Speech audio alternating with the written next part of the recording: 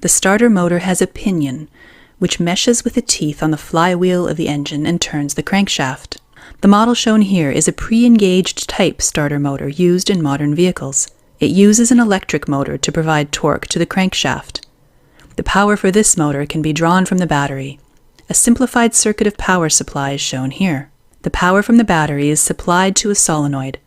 An ignition switch is installed between the battery and the solenoid to turn the power on and off. The solenoid is an electromagnet which requires small current to get energized. As the ignition switch is turned on, the solenoid gets energized.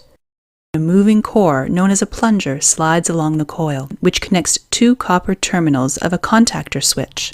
This completes the circuit from the battery to the motor and causes the rotor to spin. When the solenoid is de-energized, the core returns back and disconnects the motor from the battery. We may wonder why the solenoid and the contactor are used instead of directly connecting the battery to the motor and reducing the complexity. The reason behind not using this circuit is the high current demand of the motor.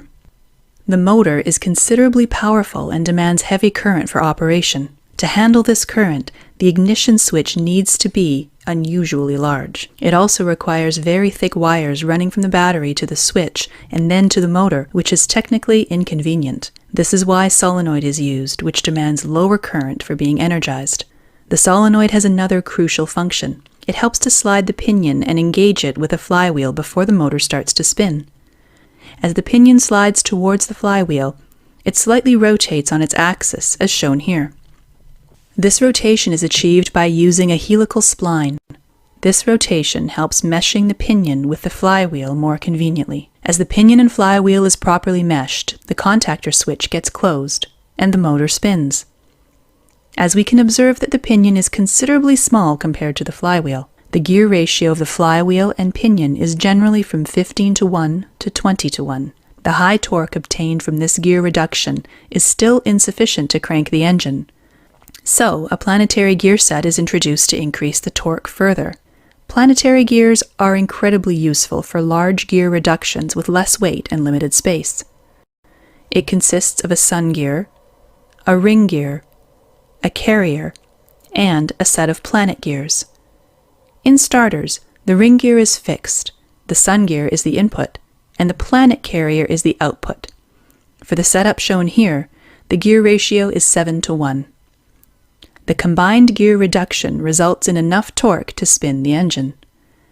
As the engine is started, the pinion needs to be disengaged from the flywheel to prevent backdrive of the motor, which might damage it due to the excessive speed. This is done by releasing the ignition switch, which de-energizes the solenoid and the pinion returns back. But if the operator fails to release the ignition switch as soon as the engine is started, the flywheel will drive the pinion too fast and damage the motor. To prevent this, a one-way clutch is used. The one-way clutch has a set of rollers installed between the outer and inner races. When the outer race is rotated by the motor, the rollers get trapped and transfer power to the pinion. As soon as the engine is started and drives the pinion at a high speed, the rollers get released and power transfer is stopped.